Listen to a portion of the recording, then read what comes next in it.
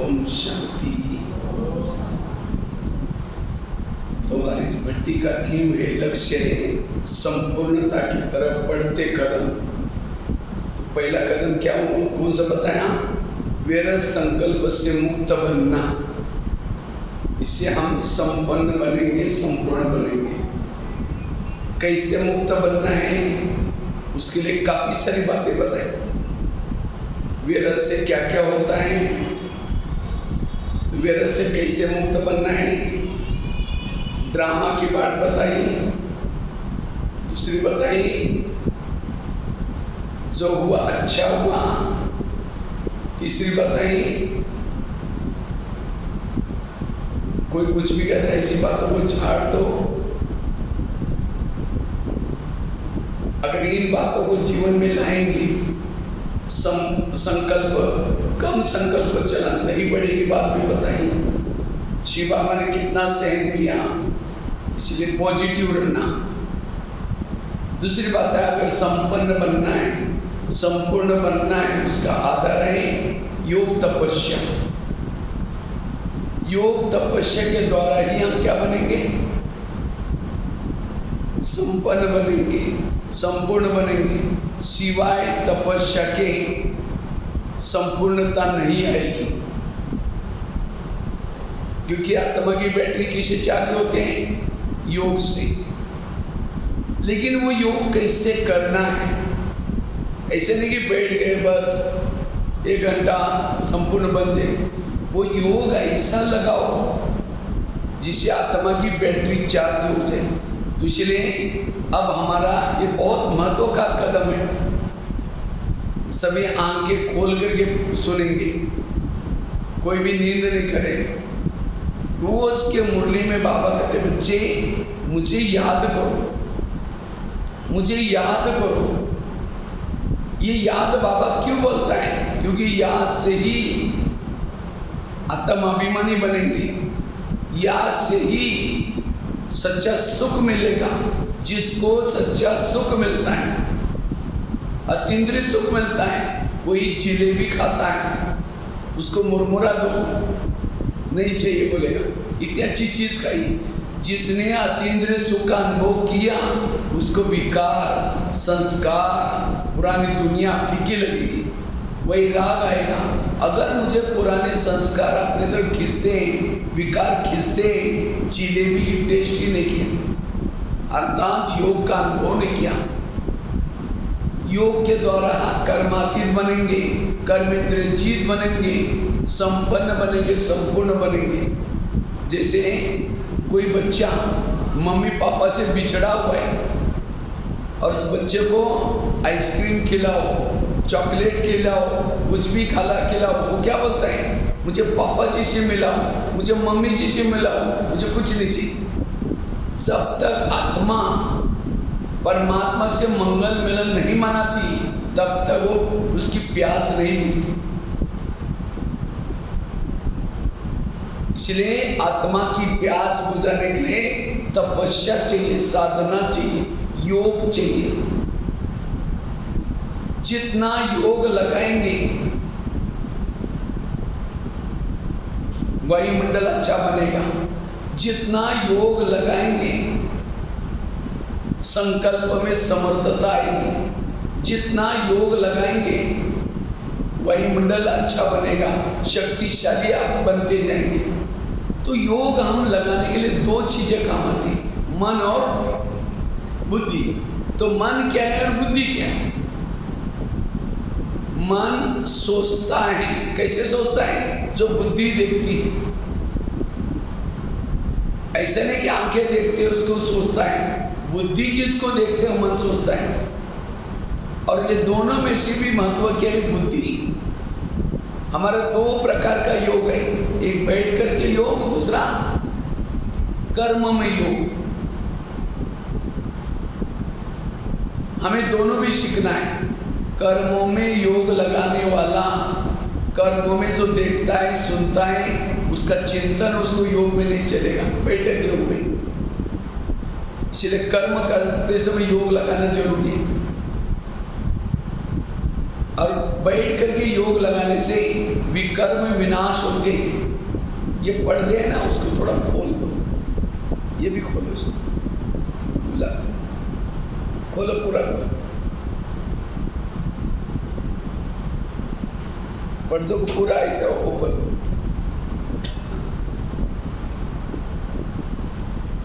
इसको भी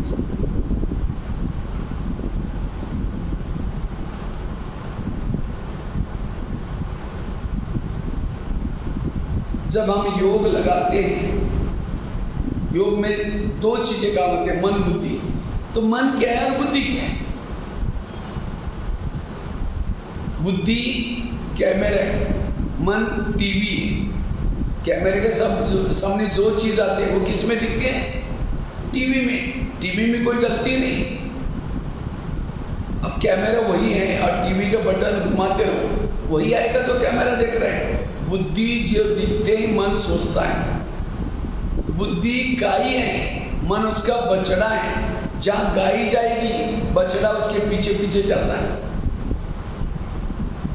इसलिए बाबा भी कहते हैं जहाँ हमारा ध्यान होगा वहाँ हमारा मन होगा।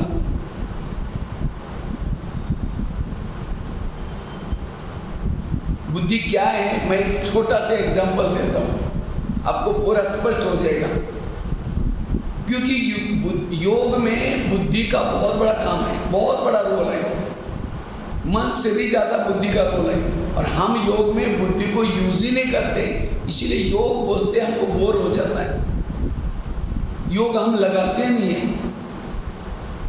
तो बुद्धि क्या है, एक छोटा एग्जांपल देता हूँ। इसी समय मैंने आपको कहा मधुबन में ओम शांति भवन के सामने आप लोग खड़े हैं। ओम शांति भवन देखा है ना सबने? ओम मधुबन। अब बुद्धि से देखना शुरू करो उसको। ओम शांति भवन में दोनों साइड पर योगी के फोटो चित्र है, दो गुंबज है, बीच में घड़ी है, बीच में सीढ़ियाँ है और बीच की सीढ़ी से ऊपर चढ़ करके जा रहे हैं ओम शांति भवन में। ओम शांति भवन में अंदर जाते ही एक सोरा का मॉडल रखा हुआ है, उसको आपने देख रहे हैं। वहाँ से आपने क्या किया, ओम शांति भवन देख करके नीचे आए। नीचे पांडव भवन है। पांडव भवन में अंदर प्रवेश करते ही एक कृष्ण का गोले वाला चित्र है। कृष्ण के हाथ में सोरा का गोला है, पीछे नरक को लात मारा है, वो चित्र है, बड़ा बना हुआ है। उसको देख करके आप अंदर गए जहाँ शांति स्तंभ है। शांति स्तंभ मार्बल का बना हुआ है, जहाँ ब्रह्मा बाबा के अंतिम संस्कार किए उसी जगह पर। इसीलिए वहाँ बहुत साइलेंस है, लिखा हुआ है आबू तीर्थों में महान तीर्थ, पवित्र स्तंभ, ज्ञान स्तंभ, शक्ति स्तंभ। वो उसको 2 चक्कर लगा करके आप बाबा के झोपड़ी की तरफ जा रहे हैं। झोपड़ी की तरफ जा रहे हैं, झूला भी बाजू में रखा हुआ है। वहाँ से आप झोपड़ी में जैसे प्रवेश किया, एक गदीला रखा हुआ है, एक तकिया है, जहाँ बाबा बैठ करके स्वयं बच्चों को पत्रों के जवाब देते थे, मुरली भी लिखते थे। वहाँ से आप बाबा के कमरे में आए, जहाँ बाबा निवास करता था, रहते थे ब्रह्मा बाबा। अभी भी वो जहाँ नीला सा ट्रांसलेट लगा हुआ है, बाजू में खटिया रखी है, वहाँ भी बहुत साइलेंस है। और रूम में जाते ही जैसे बहुत बड़ी फीलिंग आती है और शरीर आत्माएं बन जाती है। वहाँ से आप धीरे से पीस पार्क में गए। पीस पार्क जब ओम का बना हुआ है सीमेंट का, आप उसको देख रहे। वहाँ से गुरु शिखर सामने दिखता है। वहाँ से नीचे ज्ञान सरोवर में आए। ज्ञान सरोवर में किचन के कॉम्प्लेक्स के सामने खड़े। वहाँ से आप नीचे शांतिवन में आए, जहाँ दादी प्रकाश मणि का स्तंभ बना हुआ है। वहाँ से आप डायमंड हॉल में गए। डायमंड हॉल जहाँ बाबा मिलता था, परम धाम से बाबा गुलजार दादी के तन में, वहाँ आकर के स्टेज पर से मिलता था। बहुत बड़ी सभा रहती थी, जैसे गीत बजता था हम उड़ के चले जाएंगे। गुलजार दादी वो तन में जाती थी, बाप दादा आता था, कैसे वो दृष्टि देता था, पिन ड्रॉप साइलेंस, अनुभव करो। वहाँ से आप बाबा मिलन, कैसे बाबा की मुरली चलती थी, लास्ट में बाबा को खाना खिलाया जाता था, बाबा को विदाई देते थे, वो दृश्य। वहाँ से आप तपस्या धाम गार्डन में आई, तपस्या धाम, और वहाँ से पीछे मुड़ के देखा एक पहाड़ी पर सफ़ेद कलर से पेंटिंग से लिखा हुआ है ओम शांति। सब दिखाई पड़ा आप लोगों को? दिखाई पड़ा? अब देखो, आंखें तो मुझे देख रहे हैं, लेकिन ये सब कौन देख रहे हैं? इसको कहते हैं बुद्धि। अभी आपका पूरा योग कहाँ लगा था? माउंट आबू में। पूरा योग कहाँ लगा था? उसके लिए आपने आंखें भी बंद नहीं की, आंखें भी खोले, लाल लाइट की भी जरूरत नहीं है, बिल्कुल। वो आंखों से, जैसे आप कहेंगे भाई जी हमने तो आंखों से देखा हुआ है, परम धाम तो देखा ही नहीं है। भले ही इस जन्म में नहीं देखा, लेकिन आपका घर कहाँ है? वो है। जैसे बॉम्बे को आपने नहीं देखा, मैंने बॉम्बे के बारे में बताया। बॉम्बे में इतनी बड़ी बिल्डिंग है, इतनी ऊंची है, जब कोई ऊपर देखता है उसकी टोपी सिर से गिर जाती है, इतनी ऊंची है। वहाँ ट्रेनों में बहुत भीड़ है, वहाँ ट्रेनें में बहुत चलते हैं। वो दृश्य बोलते ही वो आपको दृश्य सामने आ गया। तो ये किसने देख रहे? बुद्धि। इसी तरह बुद्धि चित्र देखती है, और जो चित्र बुद्धि के सामने आता है तब योग लगता है। हम क्या करते हैं? योग में बैठते हैं, जैसे बैठ गए मन को विचार देते हैं, बुद्धि को नहीं लगाते, बुद्धि को यूज नहीं करते, सीधा। और आते समय कुछ काम करना होगा, लेना होगा, देना होगा, यहाँ करके बैठ गए, शुरू किया अपने आत्मा हो, शांत स्वरूप हो, शक्ति स्वरूप हो, आनंद स्वरूप हो। जो भी बहनों ने हमको बोला है कोर्स में, रिपीट कर रहे हैं। अब रिपीट करना हो गया, अब करेंगे क्या? फिर जो भी काम करना होगा, किसी से मिलना होगा, वो उस व्यक्ति का चित्र सामने आता है। फिर कहते हैं अरे मैं तो योग में बैठता हूँ, मुझे उससे बात करना। फिर अचानक याद आता है हम तो योग में बैठे। दोबारा फिर कहेंगे मैं आत्मा हूँ, शांत स्वरूप हो, शक्ति स्वरूप। कुछ समय के बाद फिर बाद में वही कोई बात याद आती है। क्यों? हमने बुद्धि को नहीं लगाया। इसलिए बुद्धि के सामने परम धाम को देखो। अब परम धाम में जाना है तो यहाँ से सबसे पहले अव्यक्त वतन का दृश्य देखना शुरू करो। अव्यक्त वतन में ब्रह्मा बाबा खड़े हैं, मेरा इंतजार कर रहे हैं। अब मैं आत्मा इस शरीर को यहीं रख करके एक प्रकाश के शरीर में प्रवेश किया, और मैं हल्की होकर के उड़ते हुए धीरे धीरे इस बादल से भी पार करते अव्यक्त वतन में जाती हूँ। जैसे अव्यक्त वतन में जाते ही ब्रह्मा बाबा उठ करके खड़े हो गए। बाबा ने मुझे गले लगाया, और बिल्कुल बाबा इतने पावरफुल, जैसे मधुबन में जानकी दादी को गले लगाते थे, ऐसे मुझे अव्यक्त वतन में बाबा ने गले लगाया। फिर खड़े खड़े बाबा मुझे दृष्टि दे रहे। दृष्टि देते देते मेरे सिर के ऊपर हाथ रखा, ताकि बच्चे आज तुम्हारे सारे विकर्म खत्म हो गए। और ऐसे दृष्टि देते देते धीरे धीरे मेरा प्रकाश की शरीर भी लोप हो गया, मैं एक आत्मा बन गई। और मुझ आत्मा को बाबा ने हाथ में लिया। फिर पावरफुल दृष्टि दे रहे हैं। दृष्टि देते देते मुझे बाबा ने मुझे आत्मा को ऊपर उछाल दिया। मैं आत्मा सीधा जा रही चांद परम धाम में सोनेरी लाल प्रकाश में पहुंचती। जैसे लाल प्रकाश में पहुंचती, बाबा के योग में कितना आनंद है। हम क्या करते हैं? ये ऐसे बुद्धि के सामने दृश्य नहीं बनाते, और इसीलिए हमको योग करना थोड़ा कठिन लगता है। बुद्धि से दृश्य बनाओ, कभी स्वर्ग का दृश्य बनाओ, सतयुग के दृश्य बनाओ। कैसे हम सतयुग में वहाँ रहते थे, कैसे सिर के ऊपर सोने का मुकुट था, पुष्पक विमान था, कैसे कृष्ण के साथ रासलीला करते थे। ये भी आपका योग हो जाए। मधुवन को याद करना, बाबा ने सुने हुए गान को याद करना, बाबा के उपकारों को याद करना, बाबा के श्रीमत को याद करना, बाबा ये याद। ऐसे योग में हमें क्या करना है? बैठना है। कई कहते हैं भाई जी हम जब आंखें बंद करते हैं ना, तो हमें क्या होता है? यहाँ का आंखें खोलते हैं तो यहाँ का दिखता है, अगर बंद करते तो बहुत अच्छा लगता है। आंखें खोलेंगे इतना रूम का ही दिखाई पड़ेगा, बंद करेंगे घर की बातें, दूर की बातें दिखाएंगी, फिर क्या करेंगे? इसलिए आंखें नहीं देखती, देखती कौन है? बुद्धि। सुनती कौन है? बुद्धि। कान नहीं सुनता, बुद्धि सुनती है, बुद्धि देखती है। सारा खेल है बुद्धि का। एक और एक एग्जाम्पल देता हूँ। एक बार अकबर नमाज पढ़ रहे थे। जब नमाज पढ़ रहे थे तो उसी समय वहाँ से एक माता जी चली गई। जब माता जी चली गई और वो भी अकबर ने चद्दर बिछाई थी उसके ऊपर से गई, तो अकबर को तो गुस्सा आया, उसको आवाज़ लगाया तो भी नहीं आई। फिर सोचा चलो कोई बात नहीं। वही माता जी 2-3 घंटे बाद फिर वापस आई। जैसे वापस आए अकबर ने देखा वही माता जी। अकबर ने उसको बुला करके डांट लगाई, कहा कि तुम गूंगी आंधी बहरी हो, तुमको दिखाई नहीं पड़ता। तो माता जी हाथ जोड़ के कहते महाराज जी मैंने क्या किया? कहा कि तुम 2 घंटा पहले गई थी यहाँ से। कहता हाँ गई थी, मैं नमाज पढ़ रहा था, चद्दर के ऊपर से गई। और कहते मैंने क्या किया? कहते महाराज जी मेरे से भूल होगी, हो सकता मैं गई होगी, क्योंकि उस समय मेरा ध्यान ठिकाने पर नहीं था। कल मेरा बच्चा स्कूल में गया था, रात को वापस नहीं आया, बरसात आई बहुत और मुझे रात भर नींद नहीं आई।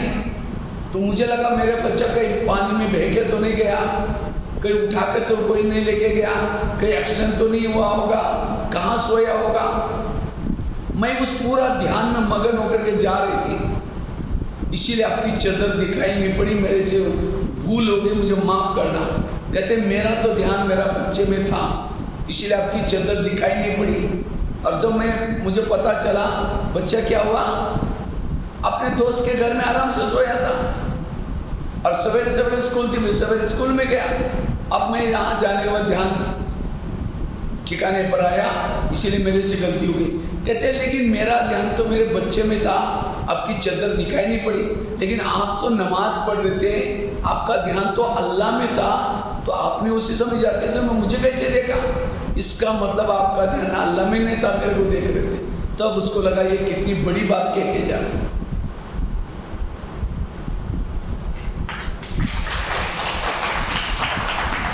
इसी तरह हम योग में बैठे हैं, लाल लाइट चल रहा है, गीत बज रहे हैं, मैं आत्मा हूँ, शांत स्वरूप हूँ, शक्ति स्वरूप हूँ। अचानक बच्चे ने थाली गिराई, कहेंगे बेटा तुमने क्या गिराया, थोड़ा ध्यान से लेना। थाली का आवाज़ किसने सुना? किसने सुना? बुद्धि ने। इसका मतलब बुद्धि कहाँ थी? यहाँ थी। जब बुद्धि यहाँ है तो मन कहाँ है? मन भी यहाँ है, क्योंकि जहाँ बुद्धि होता है मन होता है। जब बुद्धि यहाँ है, मन ही है, तो ऊपर योग में कौन गया? कोई नहीं गया। इसका मतलब मेरा योग नहीं था। जिसका सचमुच बाबा से योग है, ढोल बज रहा है, आवाज आ रहा है, कोई भी बातें सुनाई दिखाई नहीं पड़ेगी, ऐसा योग में बैठो, लगन में मगन योग में होकर के बैठो। भक्ति मार्ग में यही किया, माला जप रहे, राम राम राम राम राम, देखना बे बिल्ली दूध ने फिर राम राम राम राम।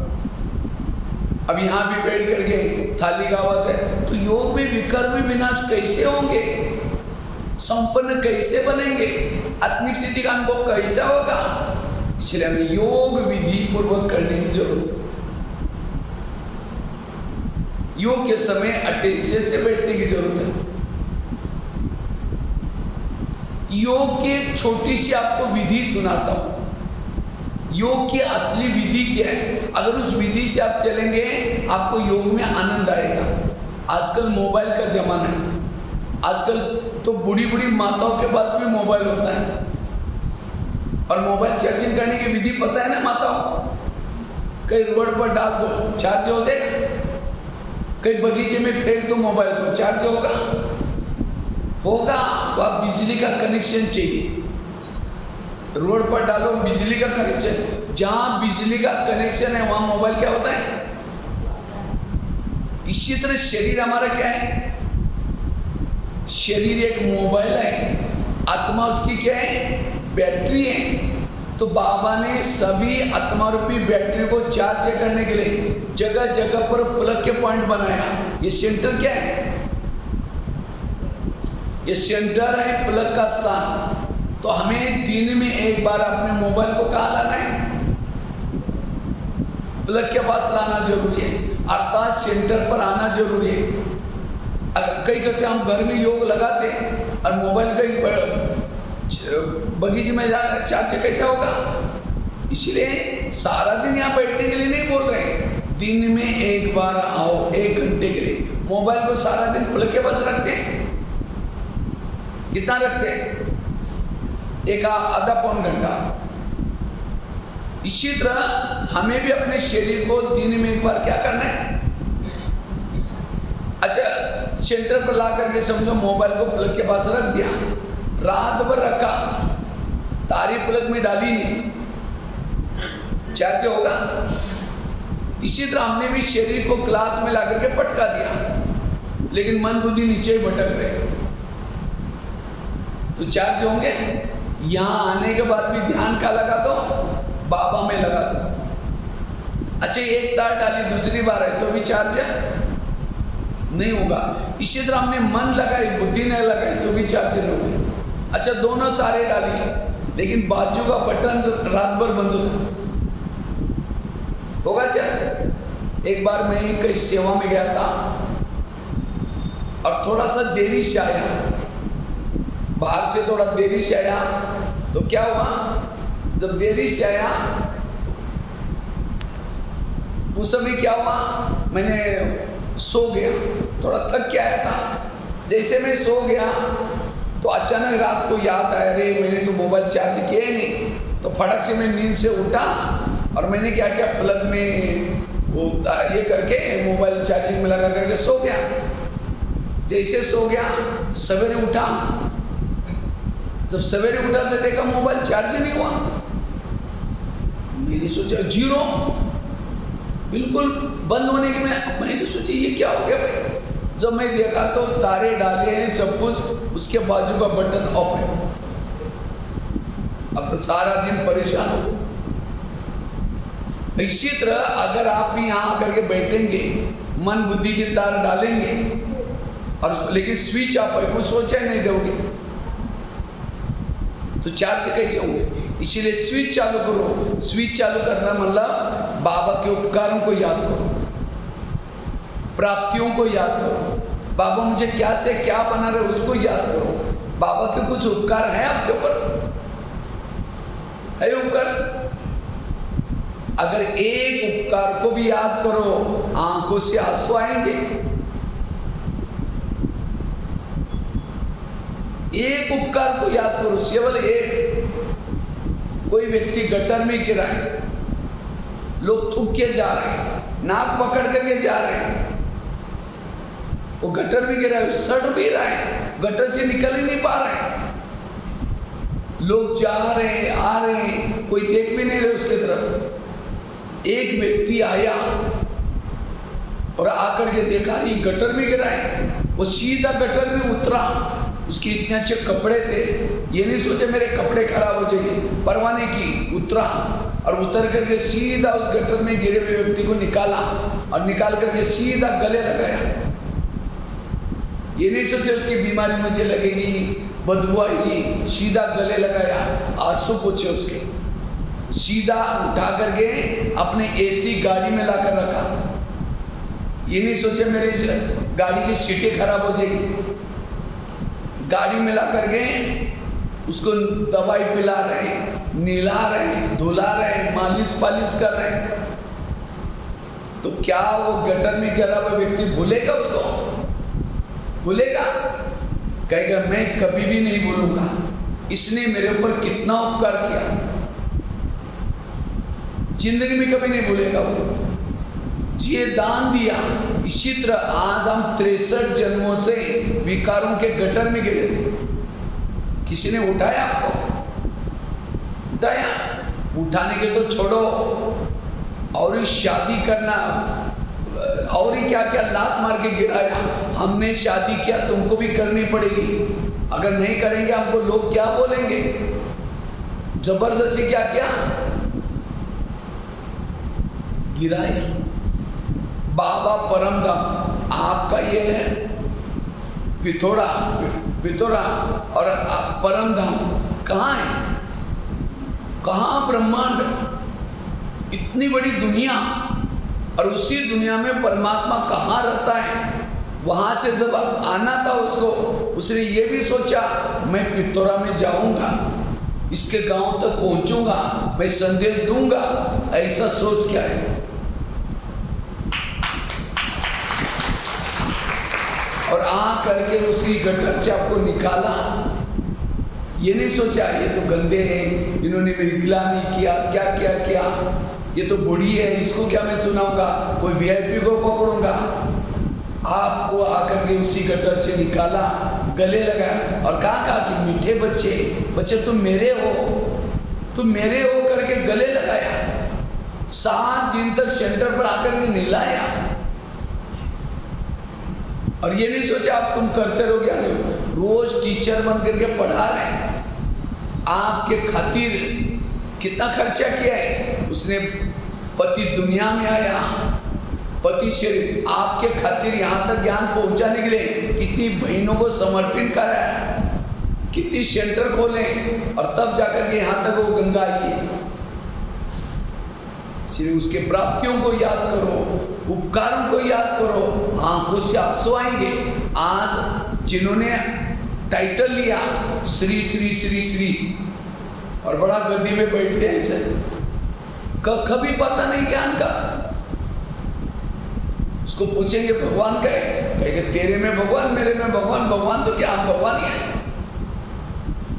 आप कौन है, कहते मैं श्री श्री श्री ये हूं ना, कुछ भी पता नहीं। आज भोली भोली माताओं को पूछो आप कौन है, कहते मैं आत्मा हूं। कहां से है, बोले मैं परमधाम से आई, शिव बाबा का है परमधाम में। सब कुछ परमात्मा शिव ने ज्ञान का डमरू बजा बजा करके सारे अगम विगम के, कैसे सतयुग था, कैसे त्रेता युग आया, द्वापर युग आया, कलयुग, सारे ज्ञान एक एक चीज स्पष्ट बता दिया। कितना बड़ा उपकार है। 1 घंटे की पढ़ाई पढ़ते हैं, 1 घंटे की पढ़ाई, प्राप्ति कितना है, 21 जन्म तक राजाओं का राज। आज कितने बड़े बड़े कॉलेज स्कूल है, 8-8 घंटा बैठते हैं, नौकरी का ठिकाना भी नहीं, कितना खर्चा करते हैं। लेकिन यहाँ बाबा कहते गारंटी है, अगर यहाँ जो आता है, यहाँ एक बार ज्ञान में चला, स्वर्ग में जरूर आता है, सत्युग में जरूर आएगा।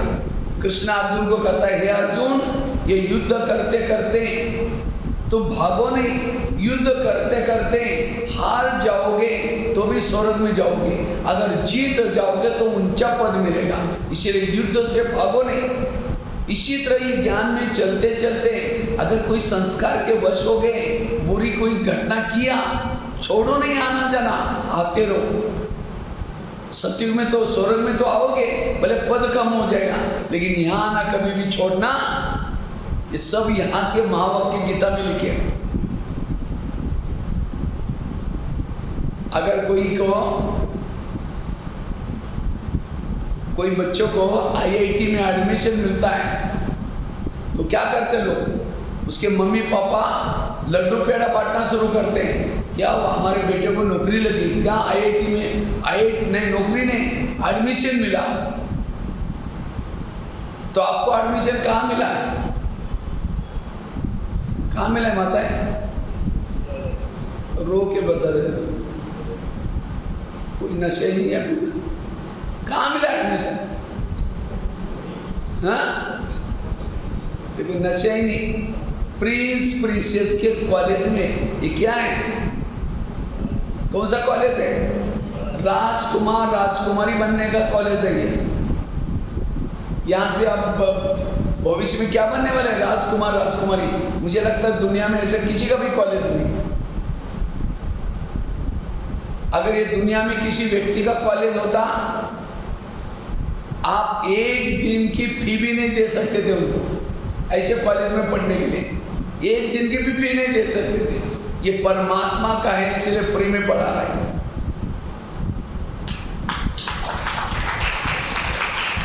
आज जो ISI क्या क्या होता है, उसको कितना फी होते हैं, कितनी फी होते हैं, यहाँ कोई फी होती है, इसलिए बाबा कहते बच्चे याद रखना, इस ब्रह्मा कुमारी विद्यालय में जो आएगा, ज्ञान योग करेगा, सहयोग करेगा, सेवा करेगा, उनका नाम जब तक चांद सूरज रहेंगे उन लोगों का नाम अमर रहेगा। अभी भी हनुमान, गणेश, ये कौन है? जिन्होंने 5000 साल पहले आत्मा रूपी सीताओं को ढूंढने के लिए मदद की थी, ईश्वरीय कार्य में सेवा की थी, उन लोगों की अभी देवियों के रूप में पूजा करते हैं। क्या क्या करते हैं? इसलिए जब योग में बैठते तो ये नशा रखो, स्विच चालू करो। अच्छा, मैं मोबाइल की बात सुना रहा था। मोबाइल को प्लग के पास लाया, दोनों तारे डाली, स्विच चालू किया, लेकिन तार कभी प्लग में डाल रहे फिर निकाल रहे, डाल रहे निकाल रहे, तो क्या हो जाएगा?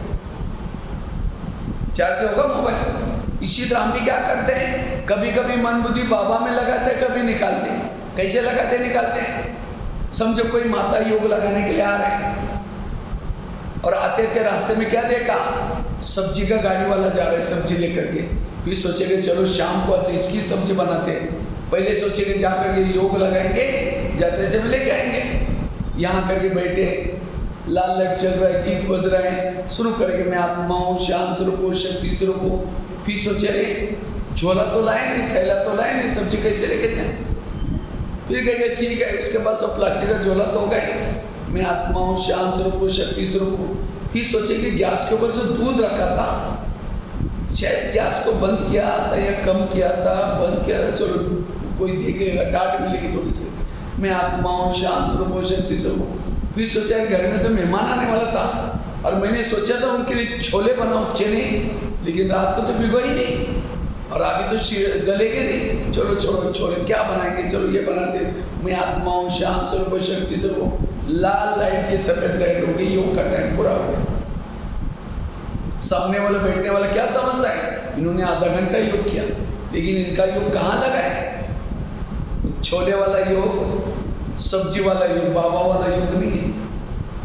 अगर ऐसा योग में बैठेंगे, संपन्न कैसे बनेगी, आत्मिक स्थिति कैसी बनेगी? इसलिए विधि से योग लगाओ, नशे से योग लगाओ।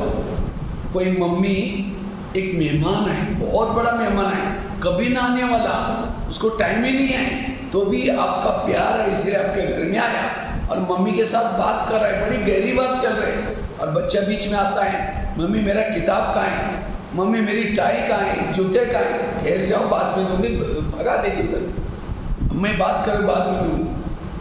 या मेहमान बैठा है, अच्छा बेटा तुमने खाना खा गया, स्कूल में जाना, झगड़ा नहीं करना, उससे बात करें। अरे तुम रोज बच्चा बात करते हैं, कभी ना आने वाला। इसलिए परमात्मा तीनों लोगों का स्वामी इतना बिजी है, उससे बात कर जब मुझे अच्छा सब्जी बनाना है, फिर दुकान में आज उधारी, कोई दुकान वाला है बैठ करके मैं आत्मा हूँ, शांत, अरे कल तो मैंने वो कोई उधार लेके गया था, उसको मैंने डायरी में लिखा था, नहीं लिखा था, चलो अब बाद में जा करके बताओ मैं आत्मा। फिर अरे कुछ होलसेल सामान मंगाना था, रायपुर फोन करना था, बैठा योग में घर का कारोबार यही चल रहा है, ना इधर का ना उधर का, होता है ना ऐसे। इसलिए अटेंशन से बैठो,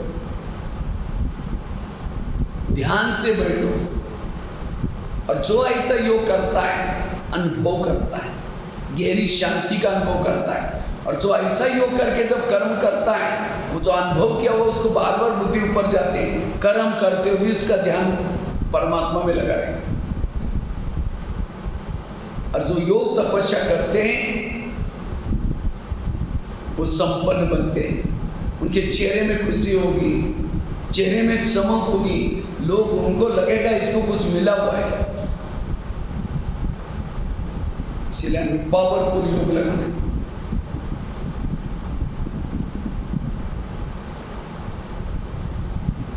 भाई जी को पीछे बैठा दो, भाई जी आप पीछे जाकर बैठेंगे तो अच्छा रहेगा, आपको देख करके बाजू वाला भी सो रहे हैं। ये भाई जी आंखें बंद हो रहे आपकी, वहाँ दूसरा कोई बैठे आप पीछे, क्योंकि उसको देखा मेरे को सुनाने सबसे नज़र आपके पड़ जाएगी। अब तो सुनाने वाला सो रहा है तो मैं सुनाऊँ किसको? फिर जागृत होकर के बैठो, थोड़ा जाकर के पानी डाल करके आओ चेहरे पर, आंखें खुली चाहिए, ठीक है? नहीं तो एक सोता है उसका वाइब्रेशन बाजू वाला भी फिर वो भी बंद कर दिया। क्योंकि मैं बच्चों को पढ़ाता ना, एक एक बच्चा जब सुनता है ना तो हम बच्चों को तो खड़ा करते हैं, तो यहाँ तो खड़ा करना, हाँ? खड़ा करने से नींद नहीं आएगी।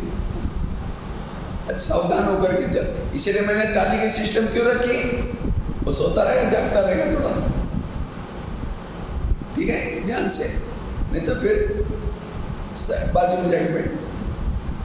तो मैं आपको बता रहा था, क्या बता रहा था? योग में नींद क्यों आती, क्लास में नींद क्यों आती? चलो उसका मैं बीच में सुना लेता हूँ। नींद आपका कारण क्या है, आप खुद सर्च करना। नींद आने के कारण, ये माता भी सो रहे हैं, ये माता इधर वाली सो रहे, मस्त होकर,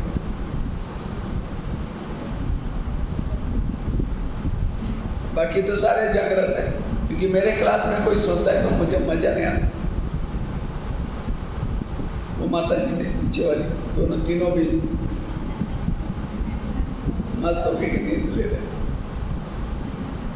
आए थे हरि भजन करने, नींद ले रहे, ठीक है? क्योंकि मैं आया तो माया के साथ में आई है। माया तो हर जगह पर जाते हो, कहते अरे ये माउंट आबू का भाई कहाँ से आया, मेरा तो सभी के ऊपर राज्य है, अगर ये योग करेंगे तो मेरा राज्य चला जाएगा। इसीलिए गुपचुप में कई लोगों के सामने आकर के क्या करते हो, आलोचना अल्पेरपन की संजीवनी बूटी सुखा के जाते हैं। जैसे ये कि आप नींद करेंगे, नींद आने के कुछ कारण आपको बताता हूँ। पहला कारण है जो प्रॉपर नींद रेस्ट नहीं लेता उसको नींद आती है। प्रॉपर 10 बजे सोना। अब देखो मैं रोज डेली मेरा नियम है 11 तो बज ही जाता है, 11, सवा 11, साढ़े 11 बजे, क्योंकि मैं क्या करता हूँ सारा दिन के जो मेरे कार्यक्रम होते हैं सारे फोटोज मोबाइल से निकाल लेता हूँ, निकाल करके लैपटॉप में डालता हूँ, फाइल बनाता हूँ, कल सवेरे किसको न्यूज़ भेजने हैं वो रात को तैयार करता हूँ, सारा काम पूरा करके फिनिश करके फिर सोता हूँ। तो लगभग मुझे 10:30, 11 तो बज ही जाता है। लेकिन सवेरे बिल्कुल 3:30 बजे उठ ही जाता हूँ, चाहे कुछ भी हो जाए। योग करता हूँ, कभी मिस नहीं करता और बिल्कुल एक्टिव रहता हूँ और सारा दिन भी एकदम एक्टिव, नींद का समय नहीं मिलता। अंदर से जागृत चाहिए, कमाई का ये। तो एक तो प्रॉपर नींद नहीं करता उसको नींद आती है। दूसरी बात, जो निगेटिव सोचता है, टेंशन में रहता है, उसको भी नींद आती है। निगेटिव कोई ना कोई टेंशन है, घर का टेंशन, कोई ना कोई बातों का टेंशन, जो टेंशन करता है उसका मन थक जाता है और थका हुआ मन क्या होता है, शरीर को थकाता है। ये भी एक कारण है। तीसरा कारण है कोई दवाई टैबलेट खाता है। आजकल दवाई में थोड़ा सा अल्कोहल में मिलाया जाता है, तो जो कब सिरप खाता है, पीता है, ये करता है, उसी को भी नींद आती है दवाई खाने से। और कारण है जो बाबा के श्रीमत प्रमाण नहीं चलता, नियम मर्यादा को तोड़ देता है, ईश्वरीय नियमों को पालन नहीं करता, उसको भी नींद आती है। जैसे कोई माँ ने बच्चों को कहा बेटा लड़ना नहीं, झगड़ना नहीं, आज कपड़े अच्छे पहन के जाना, आपको कपड़े अच्छे पहना है, इसको मैले नहीं करना, स्कूल में जाकर पढ़ाई करना। बच्चा जाता है, लड़ता है, झगड़ता है, कपड़े गंदे करके वापस आता है। जब वापस आता है पता है कि मैंने गलती की, कपड़े गंदे, मम्मी डांटेगी, मम्मी के सामने आता है चेहरा, हमें समझ गई मैंने जो कार्य किया नहीं। इसी तरह हमें बाबा मुरली में रोज कहते बच्चे ये करो वो करो, हम करते नहीं। फिर शाम को जब योग में बैठेंगे या ज्ञान सुनेंगे, बाबा समझ जाता है इसने कुछ गलत किया, नियम पर मन नहीं चलता। ये भी एक कारण है। और एक कारण है नींद उसको आते हैं जिसके पर विकर्म का बोझा है। अब जिसके सिर पर एक बड़ा सा गठड़ी रखो, उसका सिर ऐसा थोड़ी टाइट होगा, ऐसा विकर्म का बोझा है, इसीलिए बैठते लुढ़क जाते हैं। तो फिर करना क्या है? कुछ पुण्य का काम करो, वो बोझा कम हो जाएगा। कुछ अच्छा काम करो, कुछ पाठशाला खोलो, कुछ ना कुछ ज्ञान सुनाने की सेवा करो, पुण्य करो तो बोझ थोड़ा कम हो जाएगा। तो आप खुद अपने कारण ढूंढना उसमें और उसका निवारण करना। और इसलिए नींद मुझे ना आए, इसलिए डायरी पेन लेकर के बैठो, डायरी पेन लेकर के बैठो। इतने अच्छे अच्छे पॉइंट चल रहे हैं, उसको नोट करो, नींद नहीं आएगी। जब क्लास चलता है उस समय जो जैसे बात निकलते हैं पॉइंट, वैसा वैसा विजन बनाओ, तभी नींद नहीं आएगी। इसलिए एक्टिव होकर के बैठो। तो मैं आपको बता रहा था मोबाइल की बात, दोनों तारे डाली, स्विच चालू किया, तारों को डालना, लेकिन तारों को डालना निकालना नहीं है। कई क्या बोलते हैं, हम जब योग में बैठते हैं ना, मेरी आत्मा परम धाम में जाती ही नहीं। क्या योग में आत्मा परम धाम में जाती है? जाती है। मैंने आपको मोबाइल का एग्जांपल दिया था, मोबाइल का एग्जांपल दिया था। जैसे मोबाइल को चार्जिंग में लगाया, जैसे मोबाइल चार्जिंग में लगाया, जैसे मोबाइल चार्जिंग चालू हुआ, क्या मोबाइल से बैटरी निकल करके प्लग में घुस निकल गई? जाके मोबाइल को चार्जिंग में लगाया तो बैटरी निकली और प्लग में घुस निकल गई। ऐसा होता है। तो मोबाइल के चार्जिंग के समय बैटरी कहाँ रहते हैं? मोबाइल में रहते हैं। तो ऊपर से करंट जो आ रहे हैं, कहाँ से आ रहा है? उसके साथ जो तारे होते हैं ना, जो ऊपर से कोटिंग होता है, पीली तारे दिखाई भी नहीं पड़ती, वो जा करके प्लग से टच करते हैं और जो करंट थोड़ा थोड़ा आता है, बैटरी चार्ज हो। इसी तरह जब हम योग में बैठते हैं तो हमारी जो मन और बुद्धि, दो तारे दिखते नहीं है, वो जाकर के परमात्मा से टच होते हैं, उससे करंट आता है, उससे बैटरी चार्ज होती है।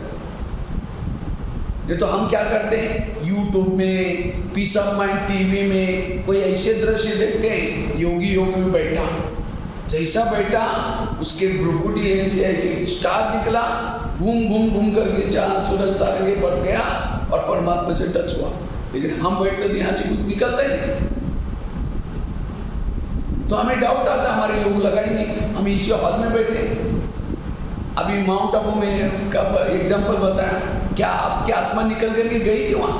अगर आत्मा शरीर से निकल जाएगी, शरीर लुढ़क जाएगा, गिर जाएगा।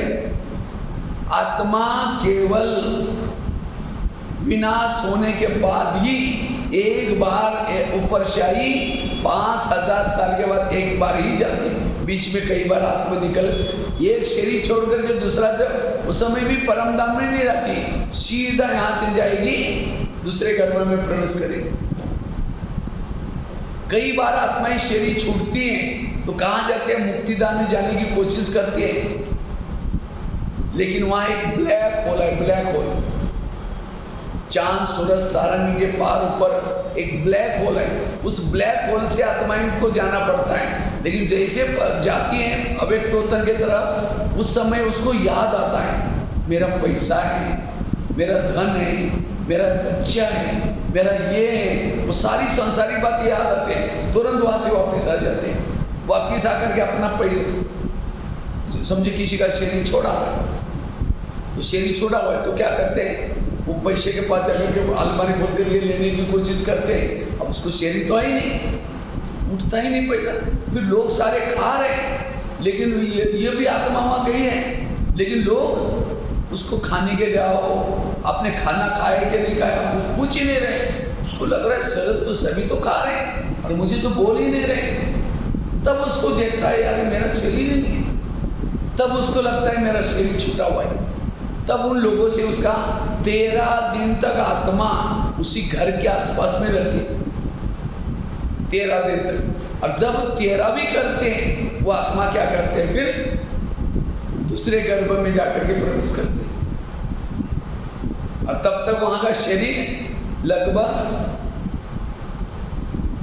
3-4 महीने का होता है। तब जाकर के प्रवेश करती है। अगर उस आत्मा ने किसी का मर्डर किया, नशा करने की आदत है, बुरे संस्कार हैं, वो तुरंत जन्म नहीं लेती, वो कई दिनों तक भटकती है, शरीर नहीं मिलता उसको, 13 दिन के बाद भी भटकते रहते हैं। शराब पीने की आदत है, वो किसी के अंदर प्रवेश करेगी, शराब पिएगी। मांसाहार खाने की आदत है, किसी में शरीर ये करके ये करेगी और वो तंग करेगी। कहीं तो किसी के साथ दुश्मनी, तो दुश्मनी क्या करते फिर, समझो कोई मोटरसाइकिल पर जा रहे हैं तो मोटरसाइकिल उसका एक्सीडेंट कराएगी। ये जो आजकल एक्सीडेंट वगैरह होते हैं वो कैसे होते हैं, इविल सोल्स करवाते कभी।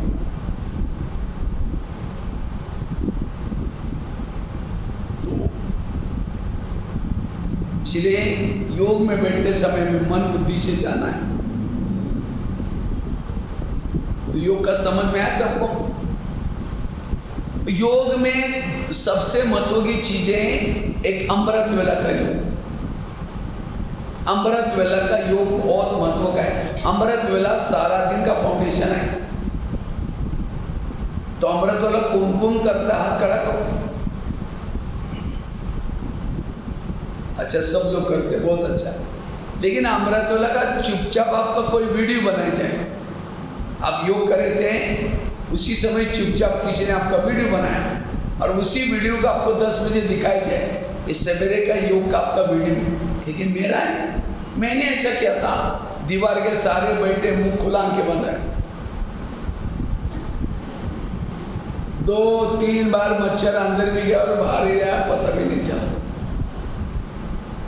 कई तो 3 में ऐसे करते तो अमृत वेला पता नहीं, वो देख ले बाबा जाने। तो वो कैसे संपन्न बनेगा, कैसी आत्मिक स्थिति बनेगी? इसलिए आंखें खोल करके बैठो। अब कोई घर में मेहमान को बोला, मेहमान बहुत बड़ा है लेकिन आपका स्नेह प्यार है, इसलिए 10 काम छोड़ के आपके पास आया। जैसा मेहमान घर में आने के पहले आप कुंडी लगा दे अंदर से और दरवाजा बंद करके सो जाओ, वो बाहर आकर के बेल बजा रहे, घंटी बजा रहे, आवाज लगा रहे, आप दरवाजा नहीं खोलो, उसको कैसा लगेगा? अरे इन्होंने मुझे बुलाया, काम इनका है, मैं 10 काम छोड़ के आया, दरवाजा बंद किया, चलो चला जाएगा वापस। जैसे गया थोड़ा फोन करो, क्या बात आप आई नहीं? कह मैं आया था, बेल बजाई थी, घंटी बजाई थी, अब दरवाजा नहीं खोला। नहीं प्लीज आओ, जरूरी काम है। फिर आया आधे रास्ते से, तब तक कुंडी लगा के फिर सो गए। फिर फोन करो तो फिर चला जाएगा, फिर फोन करो, क्या बात है? कहेगा मैं दूसरी बार आया, अब कभी नहीं आऊंगा, बाय बाय। इसी तरह हम भी क्या करते हैं, अमृत वेला उठेंगे, बाबा को निमंत्रण देंगे, मीठे बाबा, प्यारे बाबा आ जाओ, हम आपसे बातें करनी है, बातें करनी है, बातें करनी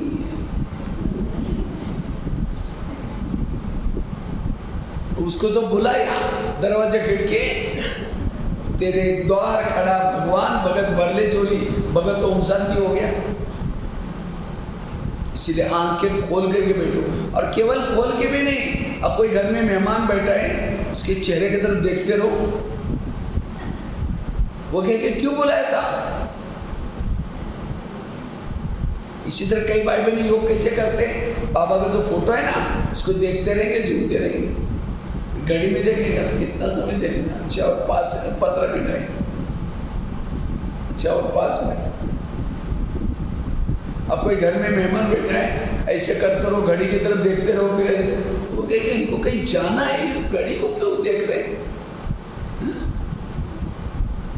कई बार मैं जब क्लास कराता ना, कई माता धीरे से घड़ी की तरफ देख लेती, हम समझ गए इनकी बुद्धि अब निकल गई यहाँ से, मैं ओम शांति कर लेता हूँ, सुनना है बंद करता, 1-2 भी देखते हैं, हम बंद कर लेते हैं। अब तुम इनका ही ध्यान नहीं है तो हम क्यों सुनाए? इसलिए मगन होकर के बैठो, लगन से बैठो। कई तो क्या करेंगे, मैं आत्मा हूँ, शांत स्वरूप हूँ, शक्ति स्वरूप हूँ, अब जा रहे चांद सूरज तारागण के पार, तारागण के पार ऊपर जाकर झुटका लगाने गए, हड्डी गुड्डी टूट जाएगी, कितना लग जाएगा? हाँ, कोई पेड़ पर जाकर के झुटका लगा दे, नीचे कांटे में जमीन में सिर टूट जाएगा। इसलिए ऊपर जा रहे थोड़ा अटेंशन से जाओ। एक कुमारी ने मुझे क्वेश्चन पूछा, कहते भाई साहब मैं अमृतवेला उठती हूँ लेकिन ऊपर परमधाम में नहीं जाती हूँ। हमने कहा क्यों? कहते उसी समय हमारे घर के ऊपर बहुत अंधेरा होता है। हमने कहा अंधेरे में कोई भूत पकड़ेगा क्या? देखो कैसे क्वेश्चन पूछते हैं। एक कुमार ने क्वेश्चन पूछा, कहते भाई साहब मैं अमृतवेला उठता ही नहीं। हमने कहा क्यों? कहते नींद नहीं खुलती। हमने कहा अलार्म लगाए करो। हम भी अलार्म लगाते। कहता 5 लगाता हूँ अलग अलग अलार्म, तो भी सुनाई नहीं पड़ता। हमने कहा क्यों? कहता मैं सोने के लिए परमधाम में जाता हूँ पर, और अलार्म तो यहाँ बेड पर बजता है, इतना लंबा का डिस्टेंस है इसलिए सुनाई नहीं पड़ता। हमने कहा परमधाम में नहीं जाते, हम तो बहुत है, निद्रा लोग, स्वप्न लोग, क्या क्या लोग हैं। सचमुच कोई परमधाम में जाएगा सुनाई पड़ेगा। इसलिए अटेंशन से हमें बाबा कहते हैं मैं रोज तुम्हारे घर में आता हूँ। तो बाबा आपके घर में आता है, आप लोगों को दिखाई पड़ता है बाबा ना? आपके घर में जहाँ बाबा का बच्चा है, मुरली सुनता है, सेंटर पर आता है, उस हर एक के घर में बाबा चक्कर लगाता है। बाबा तो निराकार है, कितना फास्ट में चक्कर लगाता है पूरा सृष्टि को। तो आप लोगों को दिखाई पड़ता है बाबा आता है हाँ? बाबा को देखने के लिए होश में बैठो। बेहोश वालों को कैसे दिखाई पड़ेगा? कोई शराबी शराब पी करके गटर में पड़ा है और कोई कहे कि 10 रुपये ले लो, घर में जाकर सो जाओ, वो क्या बोलता है? मैं राजा हूँ, मुझे कुछ नहीं चाहिए। गटर में गिरा हुआ है और क्या समझता है? राजा नशे में। इसी तरह हम भी विकारों के गटर में पड़े। तो बाबा क्या करता है? वरदानों का झोला लेकर के हर एक के पास आता है। उस टाइम बच्चे कुछ चाहिए, लेकिन हम अमृतवेला झूम रहे, कुछ नहीं चाहिए, मैं रह जाऊँ। जैसे कोई पिया होता है ना, उसको होश ही नहीं होता, इसलिए ऐसे ऐसे कर रहे। कई तो दिन में करते हैं, इसलिए होश में बैठना। अब किसी के चेहरे पर मेकअप कर रहे हैं, जिसके चेहरे पर मेकअप हो रहे हैं वो झुटका लगा दे, यहाँ का मेकअप यहाँ चला जाएगा। बाबा कहते हैं मैं अमृतवेला परम धाम से आता हूँ। कहाँ से आता हूँ? सारे दुनिया के उस समय लोग क्या कहते हैं, क्या करते हैं? सोए।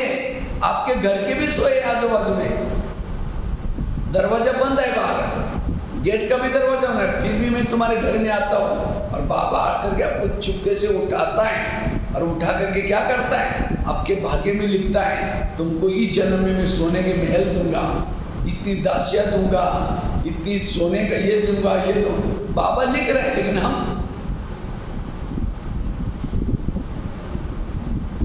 इसलिए कहते ना, भगवान सब भाग्य में लिख रहता, सो रहे थे क्या? जो इतना ऊपर से आया, इतना दूर से आया, इतना ठंडी गर्मी में आया, उसको धन्यवाद तो बोलो, शुक्रिया तो बोलो। इसलिए अमृतवेला अलर्ट होकर के बैठना, रोज अमृतवेला का योग करना, इससे ही आप संपन्न बन सकते हैं। अमृतवेला जिसकी पावरफुल, सारा दिन उसको कोई अपमान, मान, निंदा, इस सभी में कोई बातें याद नहीं आई, मस्त होकर के रहेंगे। लेकिन अमृतवेला डेली क्यों होती है? अमृतवेला का फाउंडेशन है सोने की पहली की बेला। हम सोते समय कैसे सोते पता है? बिस्तरा डाल देंगे, फिर बाबा क्या बोलते हैं?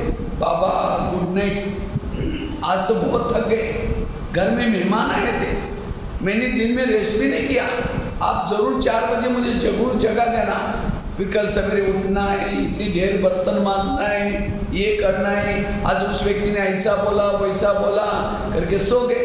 तो बाबा तो सवेरे आकर के उठाता है, उठाने के बाद पहली बात क्या याद आती है?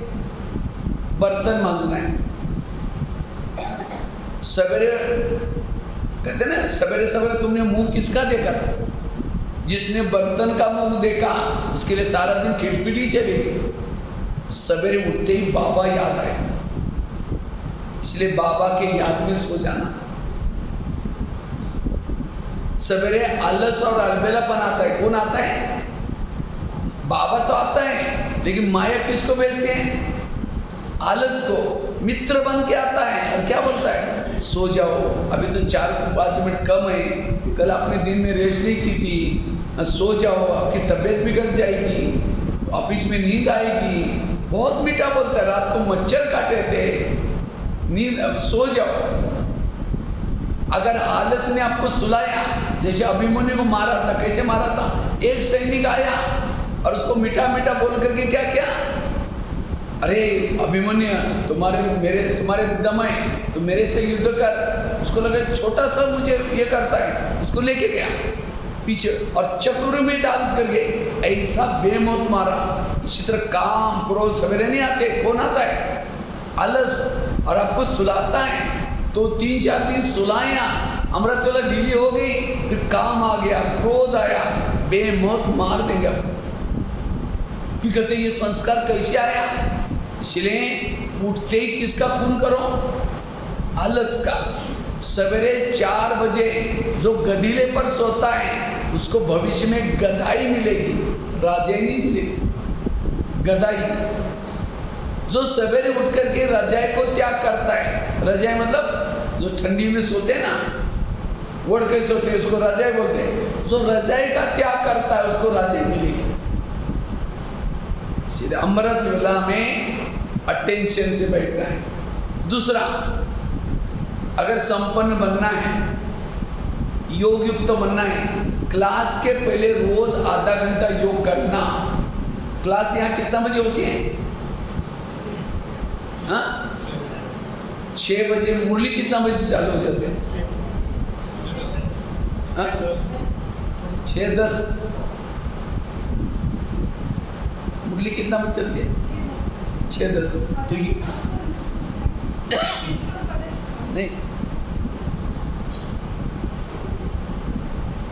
नहीं, इसको खुला रख, खुला रख, मुझे थोड़ा अलर्ट बैठेंगे, नहीं तो ये लगता है 6-10 बजे। मतलब योग कितना बजे चलता है फिर? 5:45 बजे, 5:45 बजे, क्योंकि 5:45 से लेकर के 6:15 तक, 6:15 बजे मुरली चालू करना। तो आधा घंटे, मुरली के पहले आधा घंटा योग जरूरी है। जो मुरली के पहले योगी नहीं करते उसकी मुरली उसके कोई काम की नहीं, कोई काम की नहीं। ये कोई महाराज जी के सत्संग नहीं है जो कथा कहानी सुन लिया चल पड़े। ये मुरली को धारण करने के लिए योग चाहिए। मुझे लगता है मधुबन में डायरेक्ट भाई बहने आकर के डायरेक्ट दादियाँ मुरली नहीं चालू करती, वहाँ योग चलता है 6 बजे से, 6 साढ़े 5 से योग चलता है और 7 बजे बराबर मुरली चालू हो जाते हैं। लेकिन आधा घंटा पहले भाई बहने कितना बजे पहुँचते हैं? आधा घंटा 1 घंटा पहले पहुँचते हैं। जो एक जैसे आप लोग धान बोते हैं ना, तो धान बोने से पहले क्या करते हैं? हल चलाते हैं, जमीन को तैयार करते हैं, बाद में बोते हैं। इसी तरह ज्ञान का बीज दिमाग में डालना है, पहले आधा घंटा उसको तैयार करो,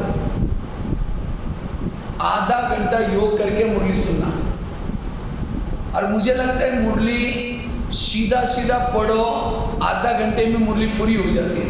जरूरी है योग की, परिवर्तन आएगा योग से। सेंटर का वायुमंडल कब बनेगा? जब संगठन में आकर के योग करेंगे। आप एक रेस लगाना। कौन सी रेस?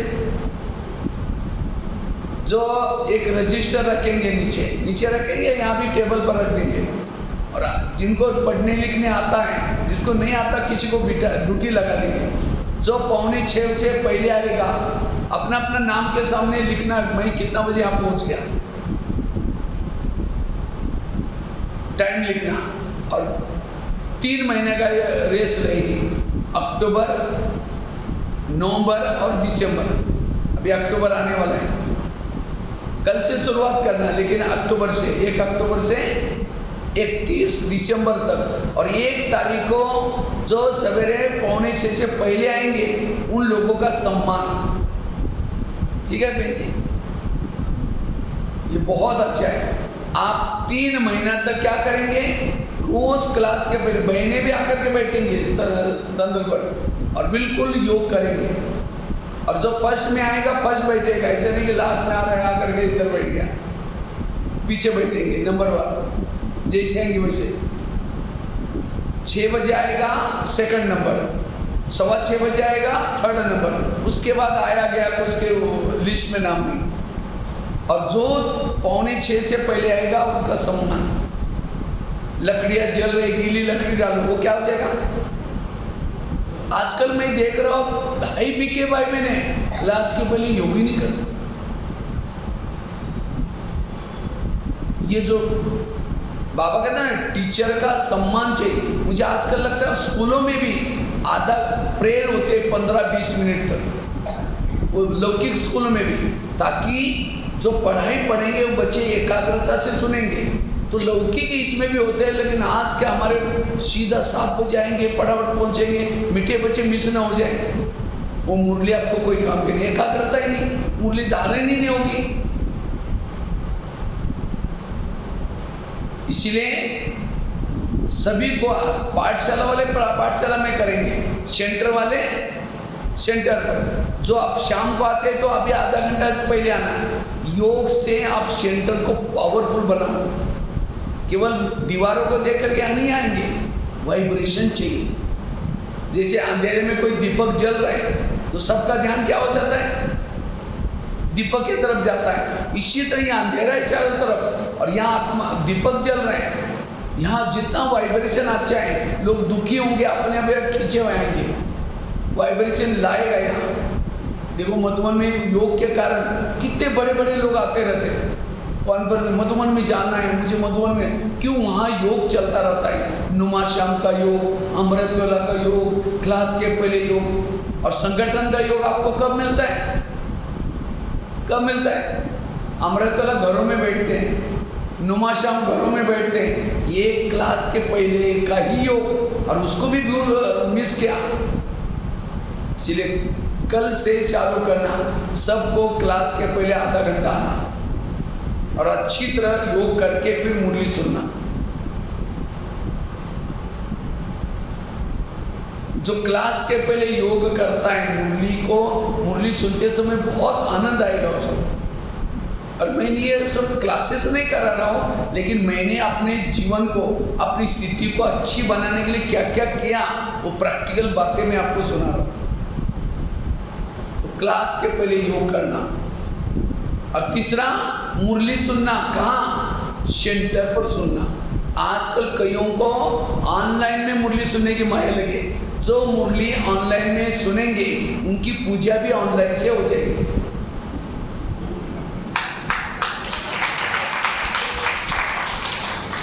ऑनलाइन से पूजा समझा, उनके मंदिर में कोई जाएगा ही नहीं, मंदिर बना हुआ है, कोई नहीं जाएगा। लोग क्या करेंगे, क्लिक करेंगे, घंटी बजाएंगे, क्लिक करेंगे, लड्डू भी वहीं चलेगा ऑनलाइन वाला। और जो यहाँ बाबा के घर में आता है, यहाँ आता है, उसको सामने आकर के पूजा होगी।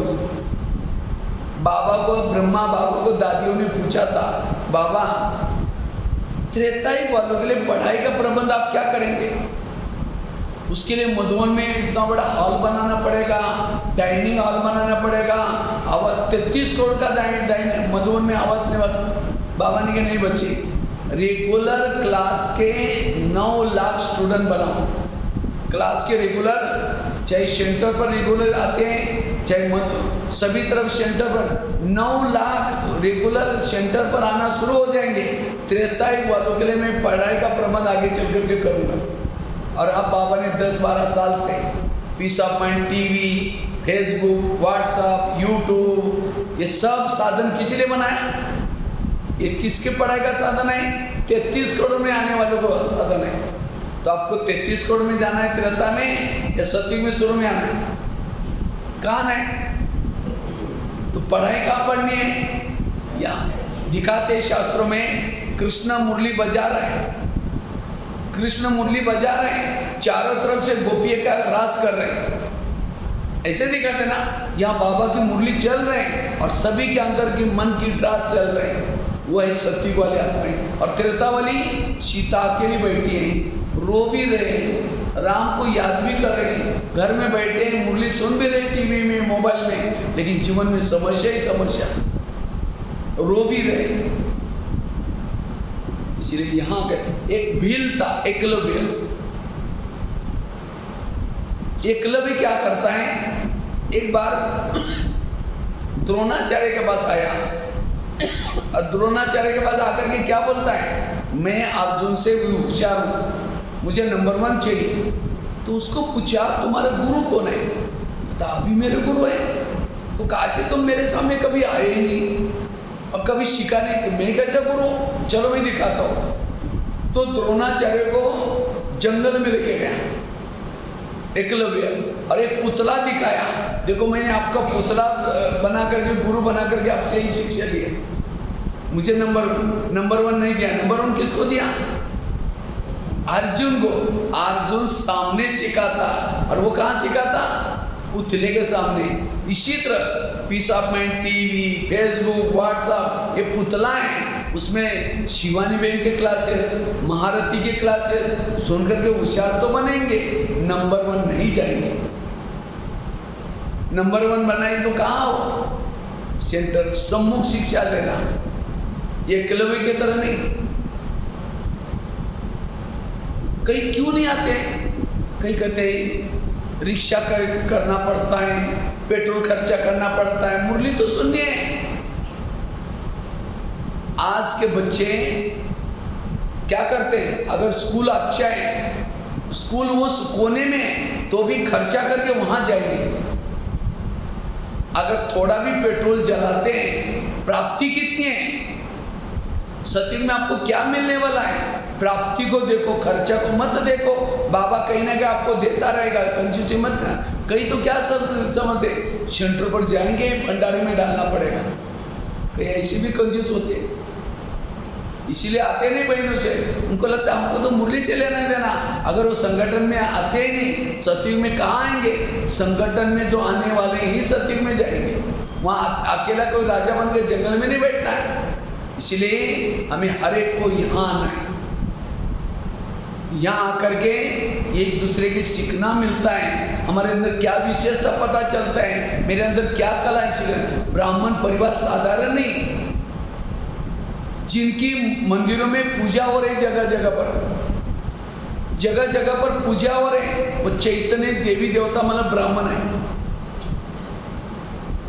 कितना सुंदर वाइब्रेशन हमको मिलता है ब्राह्मणों से, और ब्राह्मणों से वाइब्रेशन मिलने से आपकी स्थिति और अच्छी बन जाएगी। और याद रखना, आजकल के यूट्यूब और फेसबुक में इन चीज़ों में भी माया घुसी हुई है।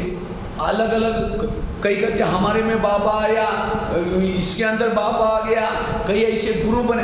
अगर वो देखते रहेंगे यूट्यूब में फंस जाएंगे, मुश्किल से संगठन मिलाए, बाबा मिलाए, दूर चले जाएंगे।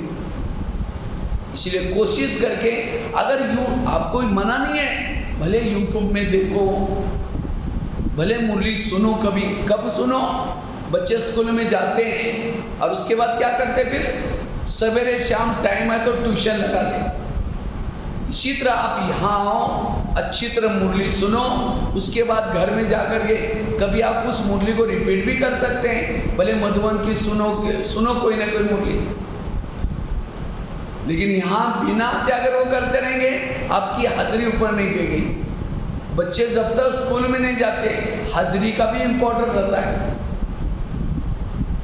और आजकल कई क्या करते हैं, आज इस बहन की सुन लिया मुरली, कल दूसरे बहन की सुनेगी, इसका आवाज़ बड़ा अच्छा है, इसका सुनाने का तरीका अच्छा है। हमें जो निमित्त बने, क्योंकि सत्युग में लेके जाने के लिए जब तक यहाँ की बहनें नहीं हैं, बहनें आपको नहीं परमिशन देंगी, मधुबन में भी नहीं जा सकते। और जब मधुबन में नहीं गया तो सत्युग में कहाँ जाएगा। इसलिए निमित्त वालों से हमें कनेक्ट में रहना है, मधुबन के कनेक्ट में रहना है।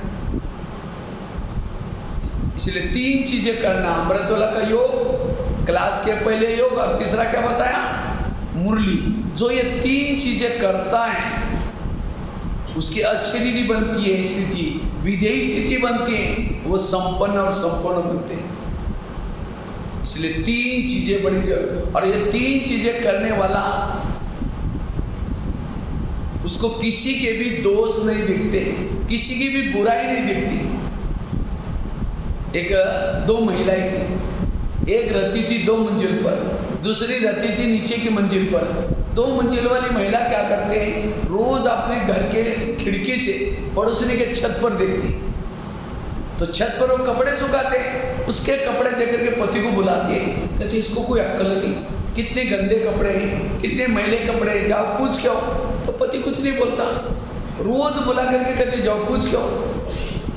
एक दिन जो उसने 2 मंजिल वाली ने अपने घर के खिड़की से पड़ोसनी के छत पर देखा तो कपड़े अच्छे दिखने लगे, रोज कैसे दिखते थे, गंदे।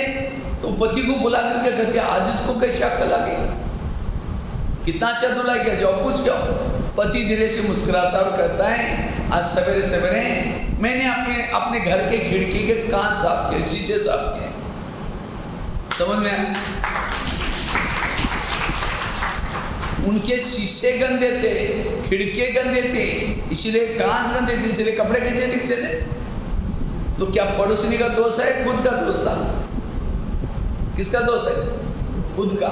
इसी तरह जिस दिन सेंटर पर नहीं आएंगे, मुरली नहीं सुनेंगे, अमृतवेला ठीक नहीं करेंगे, तो आपकी बुद्धि कैसी रहेगी, मैली। और उसी बुद्धि से जिसको भी देखेंगे कोई हंसता है, लगता मुझे देखकर जरूर हंस रहा है, कोई किसी से बात करता लगता है मेरी बात जरूर कर रहा है। इसको सुधारना चाहिए। सुधारना उसको नहीं, आपकी खिड़कियां गंदी है, इसलिए रोज अपने खिड़की को क्या करो। तो कौन कौन खिड़की साफ करता है, हाथ खड़ा करो। खिड़की कौन कौन साफ करता है, हाथ खड़ा करो। ऐसे ऐसे घर की खिड़की की बात नहीं बोल रहा हूं मैं। अब कहीं को लगा घर की खिड़की तो हम कभी कभी महीने में 2 महीने में करते हैं, बुद्धि रूपी खिड़की की बात कर रहा हूँ। अभी मैं 6 महीना पहले नेपाल में गया था, तो नेपाल में 3 दिन की भट्टी थी, तो भट्टी में मेरा पहला क्लास हुआ, उसमें ये बात मैंने सुनाई थी खिड़की वाली। तो दूसरे दिन 2-4 माता आई नहीं क्लास में, तीसरी दिन आई, बहनों ने कहा ये कल क्यों नहीं आए थे, इतनी अच्छी भट्टी चल रही थी। ताकि परसों भैया ने कहा ना खिड़कियाँ साफ करो, तो हम कल सारा दिन खिड़कियाँ साफ कर रहे थे, इसलिए नहीं आए। मैंने कोई घर की खिड़की नहीं बोली थी। कौन सी खिड़की? बुद्धि रूपी खिड़की। इसलिए रोज बुद्धि, कभी कभी हम ज्ञान को भी उल्टा कर लेते हैं। एक भाई था, वो भाई 1 साल से 6-7 महीने से सेंटर पर आता था, नया था। तो एक बार वो होटल में गया और होटल में जाकर के समोसा मंगाया। समोसा जानते हैं ना, मैदे को बेल करके उसमें आलू का मसाला भरते हैं, तलते, उसको समोसा बोलते हैं। तो 1 किलो समोसा मंगाया, मैदे का छिलका निकाल करके फेंक रहा था और मसाला खा रहा था। तो मैनेजर देखता रहा जब मैदा फेंक रहा है और मसाला खा रहे हैं, उसको बुलाया, कहते तुम मैदा पसंद नहीं करते? कहता हाँ पसंद तो करता हूँ, लेकिन आजकल मैं ब्रह्मा कुमारी आश्रम में जाता हूँ, उन्होंने कहा कि बाहर का नहीं खाना, इसलिए बाहर का निकल करके मैं अंदर का खा रहा हूँ।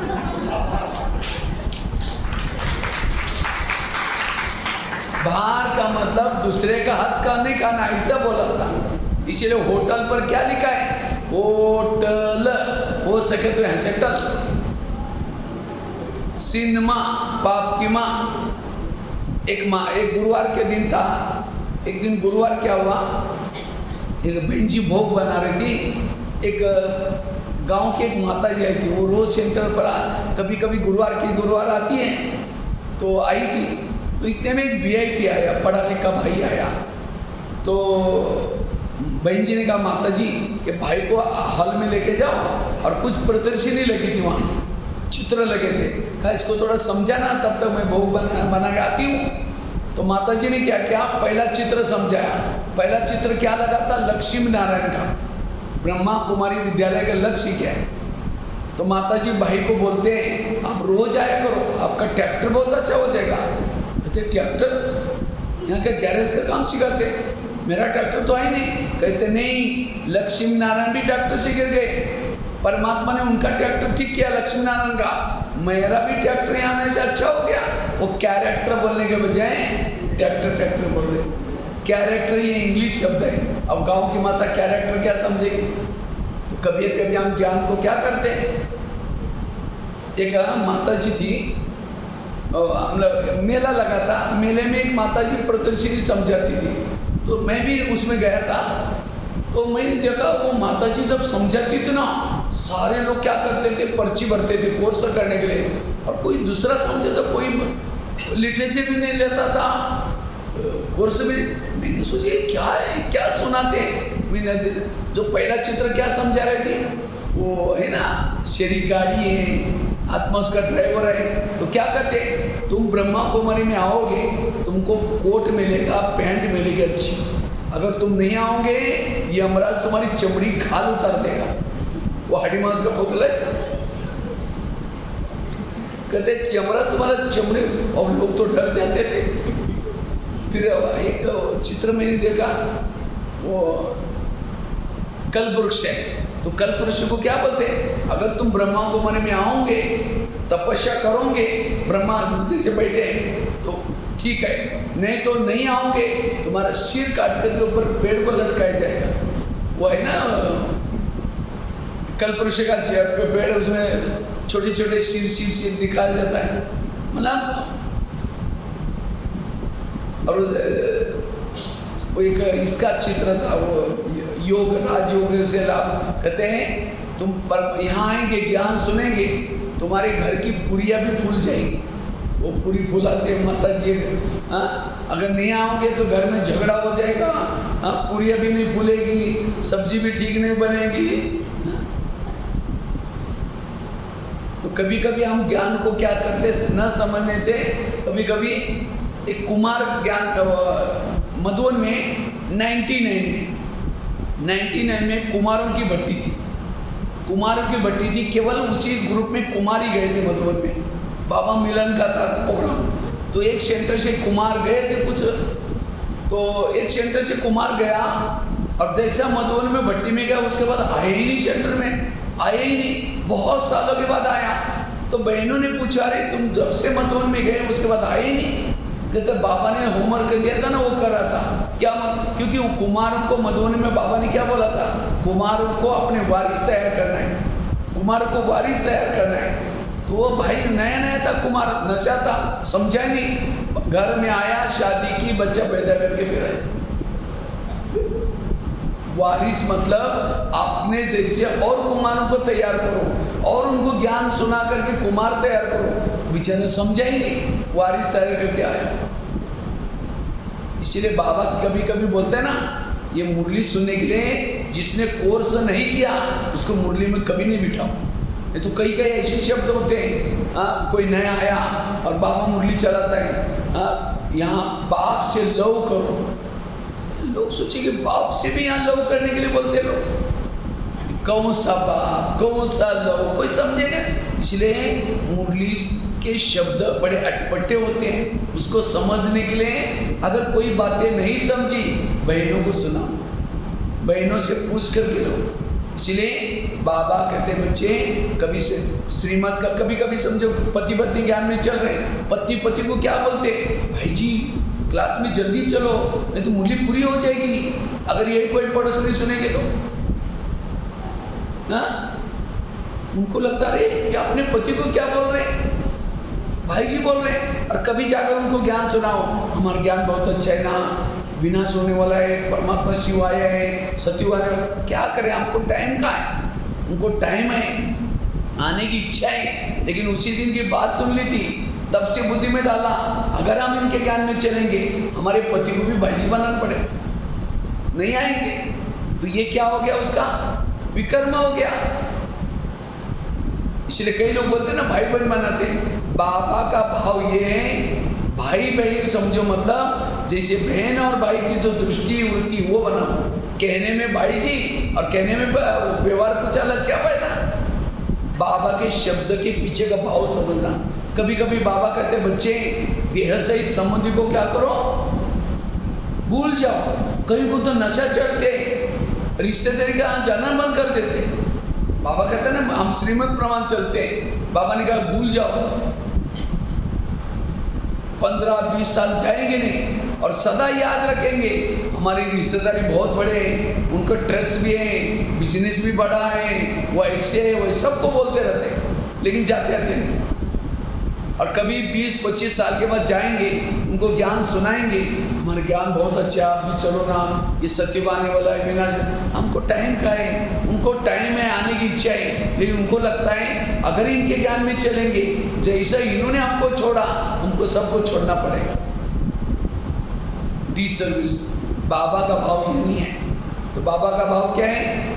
सबके बीच में रहो, शादी में जाओ, उनके इसमें जाओ, सब जाओ, लेकिन चाहते हो भी कैसे रहो? बुद्धि से किसी को याद नहीं करो, बुद्धि से भूल जाओ, बुद्धि एक बाबा में लगे रहे, ये उसका भाव। कहाँ कुछ और किया। भक्ति कोई गलत नहीं, भक्ति में कहते हैं उपवास करो तो भगवान क्या हो जाएगा? प्रसन्न हो जाएगा। कौन सा उपवास? वो मतलब नजदीक वास मन रहना, बुद्धि से सदा परमात्मा के पास रहो, भगवान प्रसन्न हो जाएगा। जिसको बाबा भी कहते बच्चे मुझे याद करो, लेकिन लोगों ने क्या हो उपवास किया? पेट का उपवास किया। अगर कोई प्रधानमंत्री अच्छा काम कर रहे हैं तो प्रधानमंत्री के विपरीत में जाकर के चौराहे में जाकर के स्ट्राइक करो, खाना पीना खाओ, नहीं बैठो वहां से, तो प्रधानमंत्री प्यार करेगा, डंडा लगाएगा। हाँ, इसी तरह हमने भी क्या किया भक्ति मार्ग में, हे भगवान तुम मेरा ये काम करो, नहीं तो हम स्ट्राइक, खाना पीना बंद। उपवास, उपवास का अर्थ है मन बुद्धि, इससे आपका हेल्थ अच्छा रहेगा। डाइट करो, वो बात अलग है, भगवान से कोई लेना देना नहीं। कहा कुछ किया कुछ, बलि चढ़ाओ, भगवान प्रसन्न हो जाए। कौन सी बलि? मैं की बलि चढ़ाओ, मैं करता हूँ, मैं इसकी बलि चढ़ाओ। लेकिन लोगों ने कौन सी बलि चढ़ाई? मैं करने वाली बकरी को बलि चढ़ा दो। कहाँ कुछ? कहते घर का त्याग करो, भगवान क्या हो जाएगा? कौन सा घर? ये शरीर आत्मा का घर है, इसको भूल जाओ, आत्मा समझो। लेकिन लोगों ने घर को छोड़ के जंगल में गए। इसलिए बाबा के सेंटेंस को समझना, इसलिए रोज अपने खिड़की को क्या करो? साफ करो। अर्थात अमृत वेला अच्छी करना, क्लास के पहले योग करना, और साथ में मुरली कहाँ सुनना है? सेंटर पर। लेकिन योग लगाने के लिए कुछ धारणा, क्या क्या धारणा? अगर आप योग लगाना चाहते हैं, आत्म अभिमानी बनने की धारणा करो। मैं केवल धारणा गिनाता हूँ, उसके विस्तार में नहीं जाऊंगा। आत्म अभिमानी बनने की धारणा चाहिए। अगर आप आत्म अभिमानी नहीं हैं, आपका योग नहीं लगेगा। एक लोहे का चुंबक है, अपना चुंबक है एक बड़ा सा, और चुंबक के सामने लोहे के टुकड़े डालो तो क्या करेगा? खींच लेगा। इसका मतलब चुंबक अच्छा है, लेकिन लोहे के टुकड़ा एक बड़े से कपड़े के अंदर लपेट करके छोड़ो, खींचेगा? बहुत बड़ा कपड़ा है, उसके अंदर लपेट कर डालो, खींचेगा? नहीं खींचेगा। इसी तरह परमात्मा भी एक चुंबक है, और उस चुंबक के सामने देह भान में बैठेंगे, देह भान के कपड़े में अंदर लपेट करके बैठेंगे, खींचेगा? इसलिए अगर परमात्मा के पास बैठना है, आत्मा के स्वरूप में बैठो, आत्माभिमानी होकर के बैठो। जो आत्माभिमानी है उनका योग लगेगा। दूसरी धारणा, पर चिंतन से बचे रहना। पर चिंतन करने वालों को का योग नहीं लग सकता। अब किसी के घर में जाओ, उनके बच्चे भी बैठे, बाप भी बैठा है, बच्चों को कहेंगे बच्चा नालायक है, ये ठीक नहीं है, ऐसा है वैसा है, और बाप को कहेंगे अब बहुत अच्छा है, कितने अच्छे हैं। बाप कहेगा तुम पहले यहाँ से भाग जाओ, तुमने मेरे बच्चों की खिलाने की, तो मेरे को अच्छा बोलता है। हर मम्मी पापा को अपने बच्चे प्यारे होते हैं। सारा दिन कहेंगे ये बहन ऐसे है, वो भाई ऐसा है, पड़ोस में ऐसे है, भाभी ऐसे है, और शाम को योग में बैठेंगे, मीठे बाबा, प्यारे बाबा, शांति के सागर, दया के सागर। बाबा कहेगा मैं भूल गया, मुझे याद दिला रहे, पहले तुम यहाँ से भाग जाओ। पर चिंतन करने वालों को भगवान प्यार, इसलिए आज से मुझे पर चिंतन नहीं करना। तीसरी धारणा, श्रीमत प्रमाण चलो। जो श्रीमत प्रमाण चलता है उसका योग लगेगा। अगर श्रीमत का उल्लंघन करेंगे योग नहीं लगेगा। श्रीमत तो जानते हैं ना क्या क्या श्रीमत है। चौथी पांचवी धारणा है, पहली कौन सी बताई? आत्म अभिमानी बनना। दूसरी पर चिंतन से बसरा। तीसरी श्रीमत का पालन। चौथी है दुआएं लेना। सारा दिन जितने आप दुआएं लेंगे, दुआएं कब में लेंगे? किसी की सेवा करेंगे, किसी को ज्ञान सुनाएंगे, भटके का रास्ता बताएंगे, दुआएं मिलेंगी। किसी को मदद करेंगे, किसी को हेल्प करेंगे, दुआएं। ऐसा कोई काम ना करो जो लोग आपको बददुआएं दें। दुआएं लेना। दुआएं परमधाम जाने का विमान है। योग में कौन जा सकता है ऊपर? जिसके पास विमान है दुआओं का। इसलिए दुआएं लेना।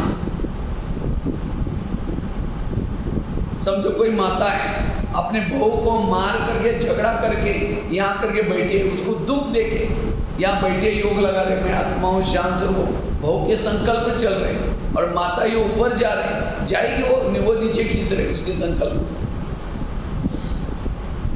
ऐसा कोई काम ना करो जो आपसे कोई नाराज हो जाए, उसको दुखी बनाए। दुआएं। छठी बात है, अगर हमें योग लगाना है उसके लिए संस्कारों का परिवर्तन करना। जो अपने पुराने संस्कारों को परिवर्तन करता है वो योग युक्त बन सकता है। जैसे कोई पत्नी अपने पति से प्यार करता है, कब करता है? जब पत्नी उसका कहना मानते हैं। अगर नहीं मानते उसके आपस में खिटपिट चलती रहेगी। इसी तरह बाबा में हमारा कौन है? पति है।